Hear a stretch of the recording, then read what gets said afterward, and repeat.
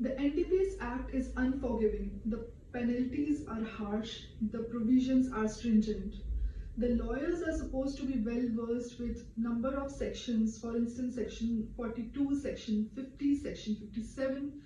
So basically the power to enter, search, seizure and arrest, the conditions in which the search is to be carried out, the reporting of the arrest and the seizure thereafter. Well, NDPS cases are considered to be amongst the most complex branches of the criminal law. The technicalities involved, the stringent penalties, and the stakes being even higher if the accused person that you're representing is a non-citizen. The added challenges they face, for instance, the language being spoken before the regional courts is foreign to them. The Indian legal system, the non-familiarity with it, the prolonged trials. So the lawyers have three duties to follow in such matters. Firstly, to navigate through intricate laws. Secondly, to meticulously examine and analyze the forensic evidence, and to ensure that the procedural safeguards are upheld. NDPS trial revolves around the evidence. The checklist at the outset should be the FIR and the seizure memo, search memo, reporting to the forensics, and chain of custody. We need to ensure that there is no inconsistency in lodging the FIR. The item seized matches with the description and the quantity listed. The chain of custody, the storage, the seizure, the transportation of the seized product, it's not tampered. The forensics basically are if there is any inconsistency, if the protocols are not followed by the forensic department. So even minor lapses in these areas can significantly weaken the prosecution's case. Regarding the witnesses, such as the seizure officer, the forensic experts, they play a crucial role.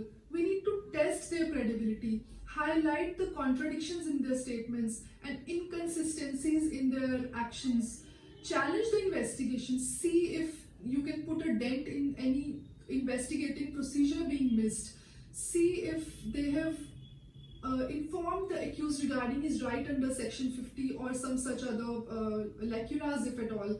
Thirdly, if the person is the forensic expert, see if the testing methods were properly followed, the equipments were calibrated or not, if the sample integrity,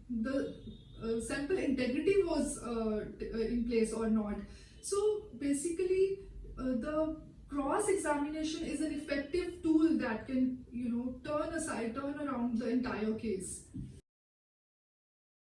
Procedural safeguards are not just technicalities, they are the fundamental rights of the accused. So violations such as not informing the accused of his right to be searched before the magistrate or a gazetted officer, it goes to the root of the evidence. It may render the entire evidence inadmissible. So pay special attention to compliances such as section 42, section 50, informing regarding the arrest and seizure in timely manner.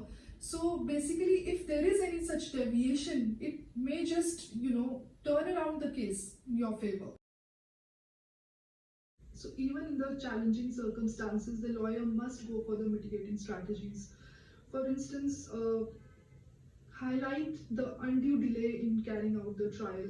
Secondly, the classification of the quantities of the contraband seized. Try and argue for the small and intermediate quantity instead of the commercial one so as to attract lighter penalty if at all. Thirdly, the family dependency, the first-time offender, all these strategies may help to reduce the impact of the conviction for the client. As a lawyer, it is our duty, irrespective of who the client is, to have clear communication, to inform the client about each and every step that you are taking in the matter. Thirdly, inform them about their right if it accrues under section 37 for bail, concerns about the flight risk and the jurisdictions, and ensure that you coordinate with their families and the counselor officers for moral support, for financial support. This goes a long way to build reputation with the client and ensure that all departments and all the stakeholders are well informed. To effectively represent your client, you need to have a good legal acumen. You need to have attention for detail. You need to have empathy for the client. You need to make them, feel understood and supported and, represented well. So NDPS Act is not just about technicalities. It's also about, fighting for justice within a rigorous framework.